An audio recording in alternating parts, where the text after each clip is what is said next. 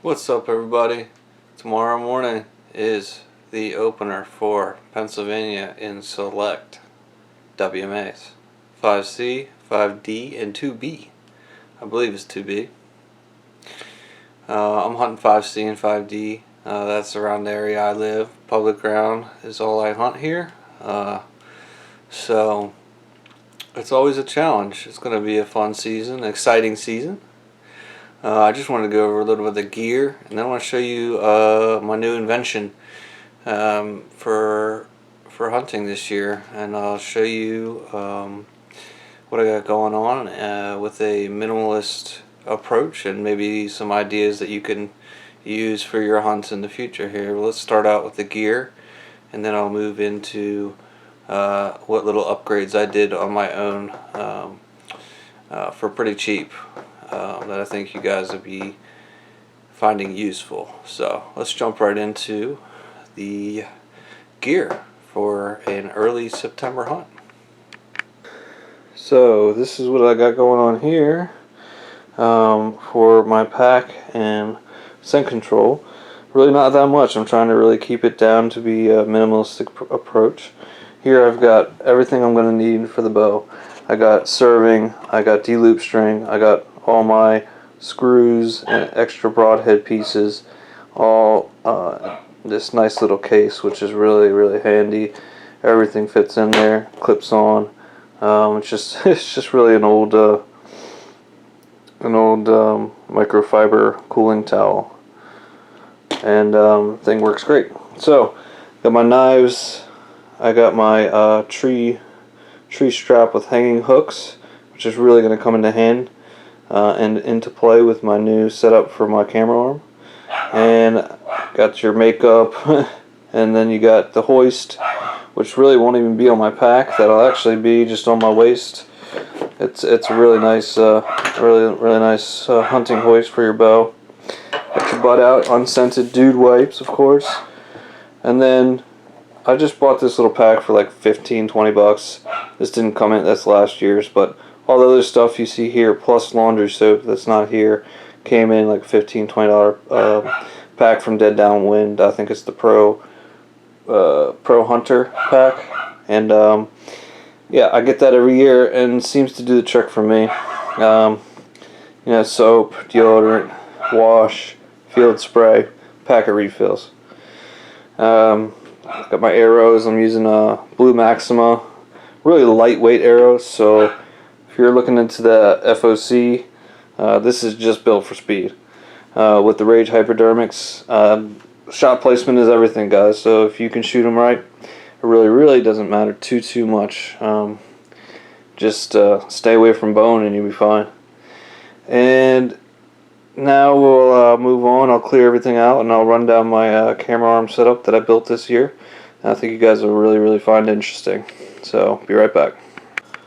Alright, so here it is. This is my creation. I'm not going to lie, I did get the idea online. And you can find similar videos like this where they're going to go over how to build this thing. But mine's a little bit different in the fact that I kept the original Muddy Arm, which I believe it's steel, so it's fairly heavy. It was connected to another piece that inserted into here, the muddy one with a base that's just humongous, and you have to use a ratchet strap to keep it on the tree. And it's big. It was clunky. I didn't like it. It's not going with my minimalistic approach, my lightweight approach. And so I jumped right in to build my own this year. So I was able to keep this front arm, so therefore I did not have to change out my head. I could still use the head from the Muddy Arm that I had originally. So if you have one like this may be something for you. So that's probably a 2-inch bolt, but if you were to replace this with a piece of aluminum, you're going to need probably a 2.5-inch bolt there. Then you're going to need a piece of 3/4-inch square pipe that you can find at Home Depot or Lowe's. I think they come in about 3-foot sections, and So I cut that up and it worked perfectly. I had no excess. So if you're looking to build a whole one without using this muddy arm but using another piece, you're probably going to have to buy 2 pieces, and that'll run you about 40 bucks. This is about 10.5 inches on this second piece that I cut, and then going down here we're at about 13 inches for the second piece that I cut. Alright, I'm just going to go run down the lengths real quick on what you're going to need if you want to build one. So each one of these other pieces right here was 8 inches. So that's 1 piece and 2 pieces at 8 inches. And this center piece right there is like 5.5. That's what I had left over basically when I cut that, cut all this off. And then I have a piece right here that sticks out. Basically serves as the rest for the arm. See if I can get this in here. And that's right about 3 inches. So those are kind of the measurements. Sorry about that. And I'll go through the rest of it real quick to show you kind of what nuts and bolts you're going to need. Like I said, this would probably have to be 2.5 inches if you replace this. If not, this will work because it's the top. You're not going to need a lot of clearance in between. So that they got one black, probably, I don't know, 1/8 of an inch plastic bushing in between there. Alright, and here I drilled down through this piece to make it a 3/8 to fit a 3/8 inch bolt that's 2.5 inches long. So you'll need one 2.5 inch long bolt there. And here your clearance is going to have to be higher than here, because when you fold this thing in, you're going to have to miss this bolt sticking out down here. So I have 2 plastic bushings in there. I'd say it's probably about, you'll figure it out, but I'd say it's close to 1/2 inch in width in between these 2 arms. And again, that's going to be a 2.5 inch bolt there. It works pretty well.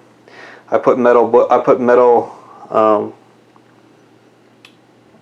spacers on the bottom and the top as well. I ran down, and this is a, I believe, 2.5 inch bolt as well, 3/8 inch bolt. All these are 3/8 inch bolt with a single plastic bushing in between here. Your metal on top and bottom. Turn to the side, you got that 3-inch piece which needs to be drilled through and through through that stand piece and through the 2 8-inch pieces, and that's a 3-inch bolt. The same on top here, this is a 3-inch 3/8 bolt, and you're going to want those to be that length to make it through. You know, a drill press would be great. I did all this with a hand drill, so it's possible. It just takes a lot longer. If you had a drill press, you'd be a lot more accurate, and things would probably be more even. Like you can tell, they're just a little bit off here, but it still serves its purpose. I don't have a very heavy camera. If you guys are running heavier cameras, you may want to be more precise and exact with how you do it. For me, it works really well. And I'm going to go attach this to the tree just to show you how I'm going to run this setup and how easy and how quiet it really is. Alright, so there you go on that. Got that, you got your 3, and all these have to be lock nuts. I mean, maybe these don't, but I did. 3/8 lock nuts on all these. So you don't want them coming apart. You want them to be able to swivel without loosening. And so that's very important to get lock nuts. On this, interestingly enough, I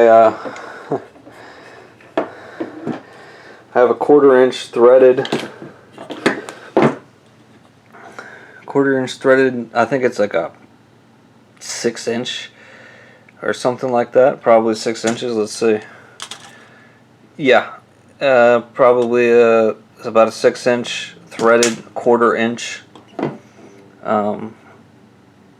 basically screw in. Okay, a lot of guys on other videos will tell you need a bolt that would drop down in the middle here, and a nut so that it would catch on the inside, which you could do.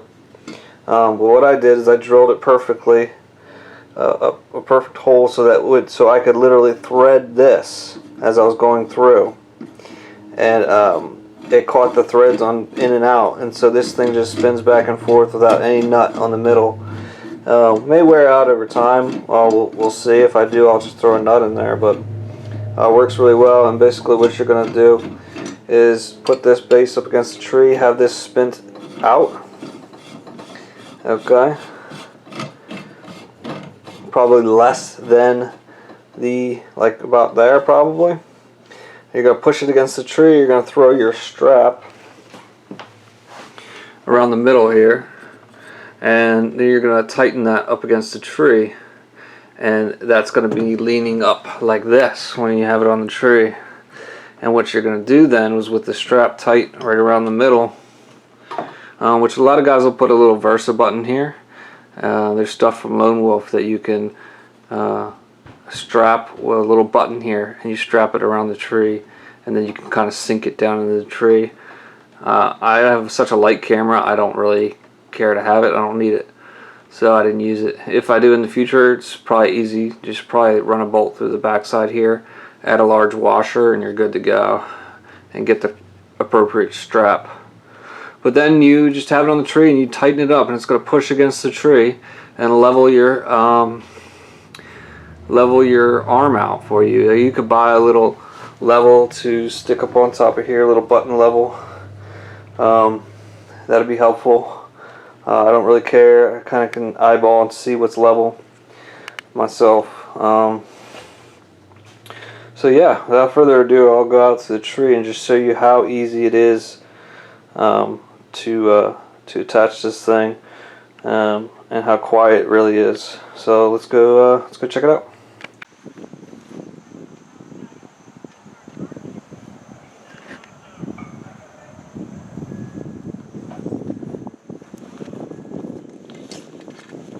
Okay, so got my camera arm out here, got my strap, my HME strap, and this is all I'm going to need to set up my setup. So all I do is throw this around. You know, you're on your tree stand, you lean up against your tree like you do, get this strap around there.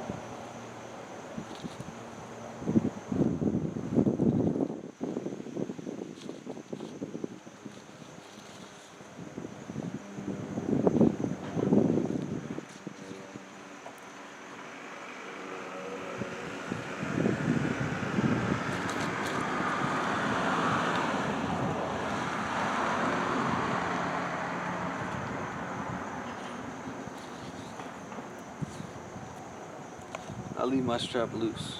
Here's what. You're going to kick that out a little bit. You're going to slide it right over there.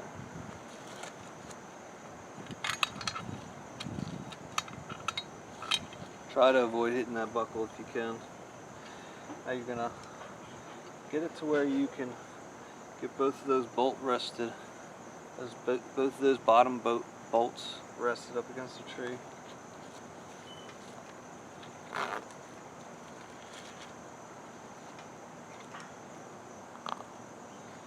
You want to get it tight with just the strap, right through the middle there.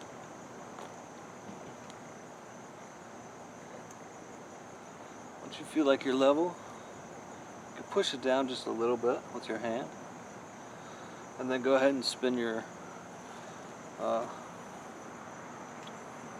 faucet. So spin that until you're tight up against the tree. Watch your strap to be real tight, so I keep going.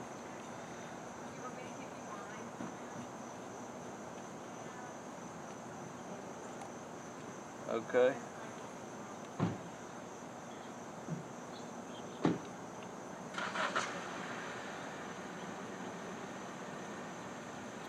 Alright. You may have to adjust your strap. You may have to push spin this out, tighten it, and then push away from the tree. But you'll get the hang of that. I'm sure I will too. Alright, then there you go. You got your arm, swing. You could shoot. You could shoot out here. Pull this in. Shoot out here. You could flip this all the way around the tree. It's long enough to go. I mean, you won't be able to see your screen, but you can go all the way around the tree. Point it that way and hope for the best if you had to make a shot directly behind your tree. Super quiet, super lightweight. Hope you guys enjoyed this video. Like and subscribe, and wish me luck for tomorrow morning.